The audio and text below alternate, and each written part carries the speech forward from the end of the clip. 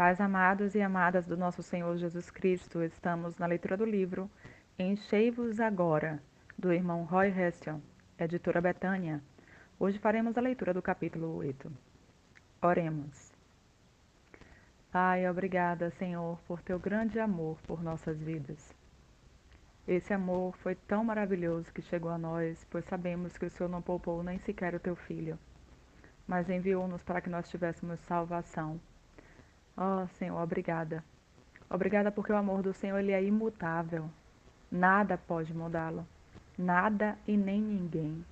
O amor do Senhor é incondicional, não é pelo que fazemos ou deixamos de fazer. O Senhor nos ama. Obrigada porque esse amor também é incomparável, Senhor. Não temos como comparar com nada que já conhecemos, pois o amor do Senhor é realmente grandioso. Que o Senhor abra os nossos olhos cada vez mais, Senhor, para que possamos ver mesmo como o Senhor nos amou. O Senhor nos amou até o fim, como diz a tua palavra. E o mandamento que o Senhor nos deixou é que nós deveríamos amar uns aos outros como o Senhor nos amou. Nos ajude, Espírito Santo. Que o Senhor mesmo venha nos convencer deste amor, venha aplicar em nós a palavra do Senhor, venha nos encaminhar, nos ajudar nesta tarefa que o Senhor mesmo nos chamou, neste mandamento em obediência a Ti. Nós precisamos do Senhor. Obrigada por Tua misericórdia que é renovada em nossas vidas todos os dias, Senhor.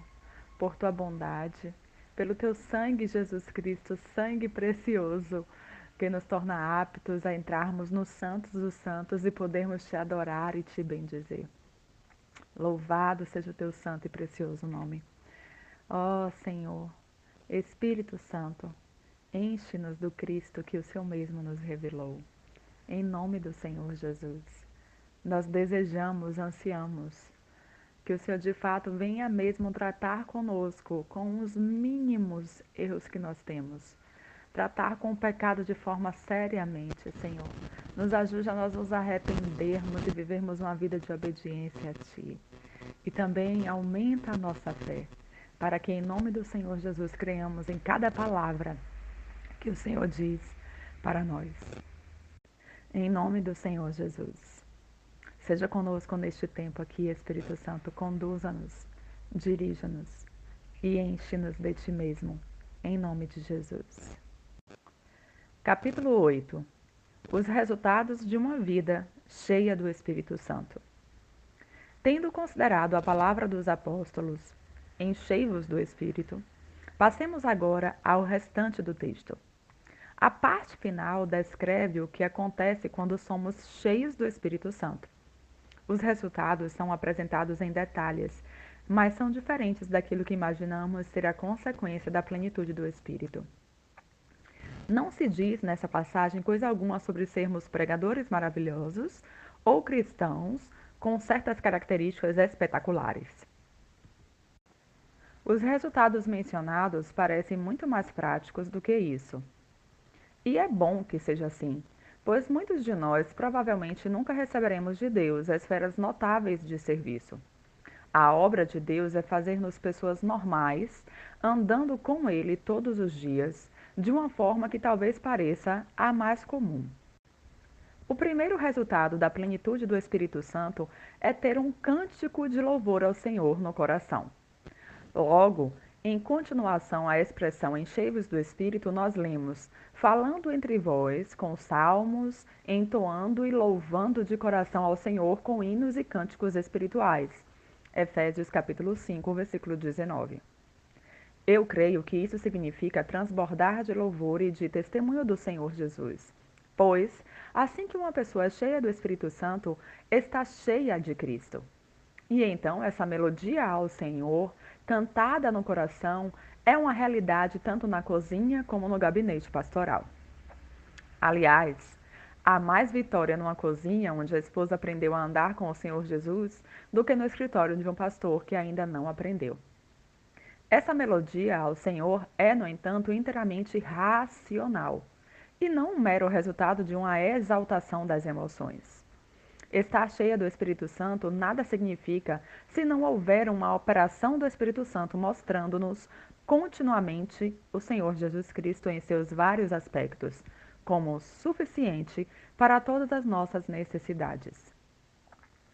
Nossa visão ficará então cheia de Cristo e de sua graça e não poderemos deixar então de cantar.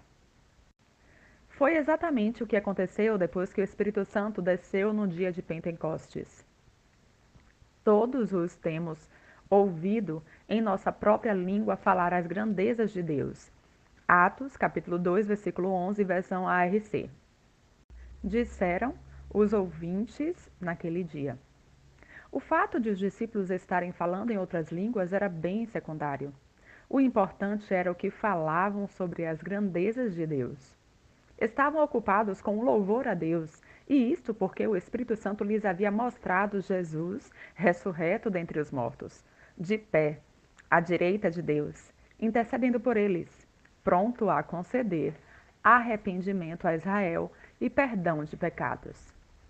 Foi a maravilhosa graça de Deus em tudo isso que lhes despertou o louvor naquele dia. Era, no fundo, o cumprimento de uma promessa do Senhor.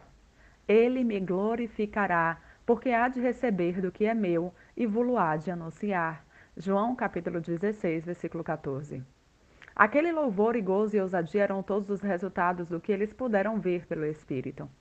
O falar em outras línguas foi também resultado do que viram. Estavam com o coração tão cheio de visão de Jesus que passaram além das fronteiras da linguagem com que estavam acostumados a louvar a Deus, o que se tornou, então, um sinal para todos os que se reuniam em Jerusalém. O miraculoso falar em outras línguas teria sido totalmente sem sentido se eles não estivessem expressando através delas o que o Espírito Santo lhes revelava de Jesus. É comum associarmos a ideia da plenitude do Espírito Santo à êxtase, a grandes emoções e à capacidade de louvar a Deus com nova liberdade, ousadia e talvez até em outras línguas. Podemos vir a considerar essas coisas como as principais a serem esperadas e então buscá-las. Não é demais repetir que elas não são o principal dom do Espírito Santo. O principal dom do Espírito Santo é tomar as coisas de Cristo e revelá-las ao nosso coração. Gozo e louvor a Deus seguem-se como simples consequência, pois o que vemos nele é uma boa nova extraordinária para as pessoas necessitadas que nós somos. E o louvor que brotará poderá ser numa língua conhecida ou desconhecida. Para Paulo, seria muito melhor que fosse uma língua conhecida para que os outros pudessem participar e serem beneficiados. 1 Coríntios, capítulo 14, versículo 19. E cremos que a maioria das pessoas concordará com ele.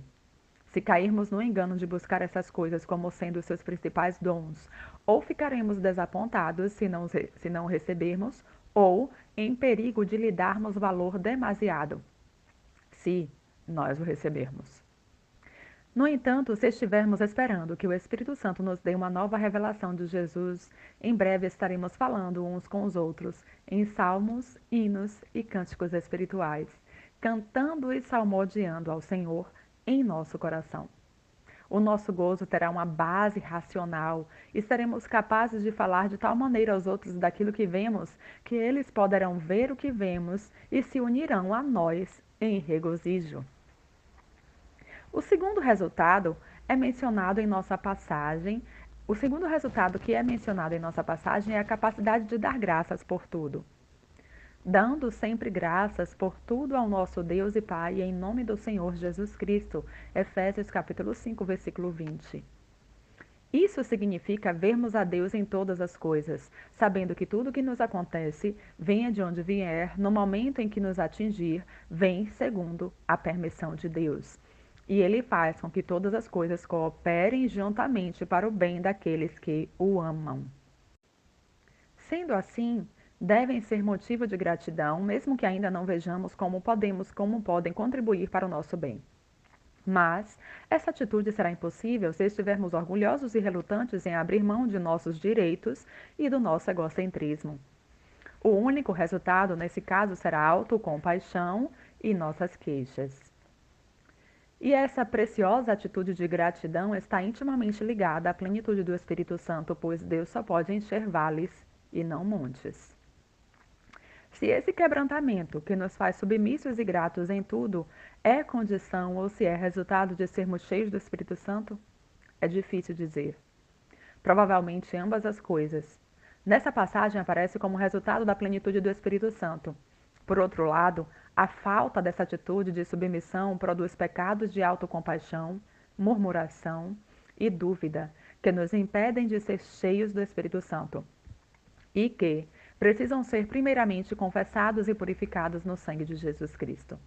Sem dúvida, só nesse ponto teremos muitas vezes de experimentar arrependimento e purificação, pois, no meio das provações severas que às vezes nos atingem, quem de nós já não reagiu, pelo menos no princípio, de maneira egocêntrica? Mas a graça de Deus em nos restaurar, em restaurar também a nossa atitude quando reconhecemos o erro, ela é maravilhosa.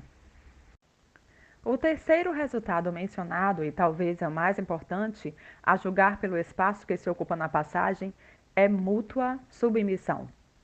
Sujeitando-vos uns aos outros no temor de Cristo.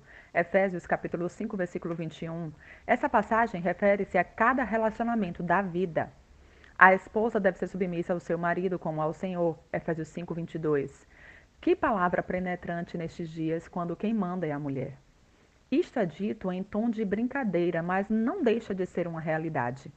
O domínio feminino é aceito como inevitável.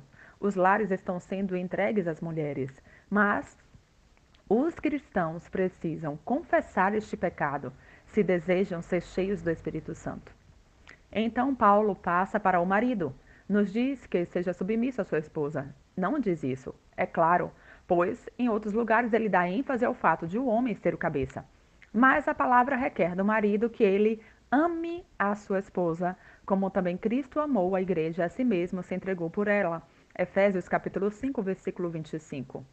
O amor de Cristo para com a igreja é um amor que se dá totalmente, e o mais tocante nesse amor é que levou o cabeça a se humilhar para servir o mais fraco. E é com esse amor que o marido deve amar a esposa. Embora por toda a Escritura ele seja reconhecido como cabeça, diante da cruz, ele não pode se firmar em seus direitos. E embora a cabeça deve dar-se para servir o vaso mais fraco, a esposa, tal como Cristo fez por ele. Como essa passagem atinge o egoísmo e o orgulho do homem, e como é necessária que o cristão confesse isso quando ele se manifesta. O mesmo padrão de submissão e entrega de si está claro com respeito aos outros relacionamentos de que trata essa passagem. Os filhos devem ser submissos aos pais no Senhor. E estou certo de que os filhos aqui inclui adolescentes. Os pais, por outro lado, enquanto cuidam da família com piedosa disciplina, devem evitar, por dureza ou falta de compreensão, provocar ressentimentos nos filhos. Os empregados devem submeter-se aos empregadores, prestando-lhes serviço como se o fizessem ao próprio Cristo. O chefe, por outro lado, deve preocupar-se com o bem-estar dos empregados, não sendo intempestivo com eles, deixando as ameaças e sabendo que ele mesmo tem um chefe no céu, que pode muito bem querer tratá-lo como ele trata os seus empregados. Mútua submissão e cuidado para com o outro em todos os relacionamentos da vida é um dos resultados da plenitude do Espírito Santo. Cerviz quebrantada é sempre o caminho de Deus para termos o prazer de um coração cheio de Cristo. Mas nunca percamos de vista que não é nos esforçando por ser mais submissos ou cheios de amor que vamos ser cheios do Espírito Santo. Antes, arrependendo-nos da nossa falta de submissão e confessando a nossa falta de amor. O que confessamos, Deus considera coberto pelo sangue de seu Filho, e onde o sangue purificou, o Espírito Santo enche. E ele produz em nós uma suave disposição de nos submetermos e amarmos aos outros. Registremos aqui por inteiro esta passagem bendita e desafiadora que nos mostra a causa e também o resultado de uma vida cheia do Espírito Santo.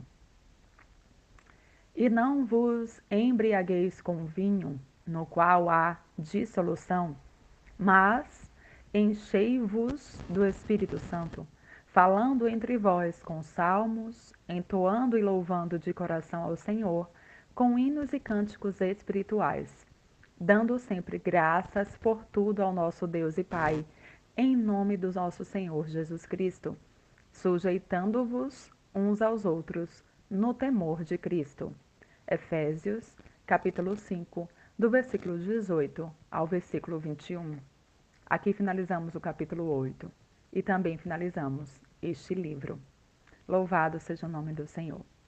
Sejamos cheios do Espírito.